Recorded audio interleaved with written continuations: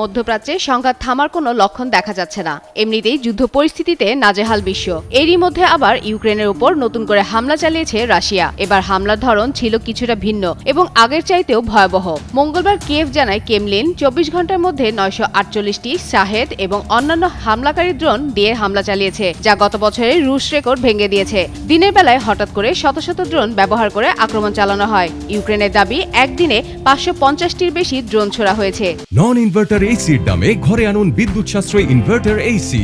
এখন ১.৫ ton my one inverter AC মাত্র ৪৮,৯০০ টাকা পাওয়া যাচ্ছে মিনিস্টার শোরুমে।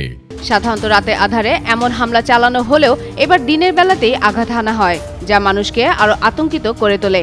এই হামলায় অন্তত ৩ জন নিহত হয়েছেন এবং বহু মানুষ আহত হয়েছেন। ড্রোন হামলায় ইউক্রেনের পশ্চিমাঞ্চলে ঐতিহাসিক শহর লভিভের কেন্দ্রে একটি ভবনে আগুন ধরে যায়। আগের রাতেও হামলা হয়েছিল। ইউক্রেনের বিমান বাহিনী জানিয়েছে তারা সোমবার সন্ধ্যায় ৩৯২টি রুশ দূরপাল্লার হামলাকারী ড্রোন শনাক্ত করেছে এবং পরদিন স্থানীয় সময় সন্ধ্যা ৬টার আগে প্রায় ৫৫৬টি ড্রোন শনাক্ত করা হয়েছে। এই ২ দিনে প্রায় ১,০০০ ড্রোন ব্যবহার করা হয়েছে বলে জানা গেছে।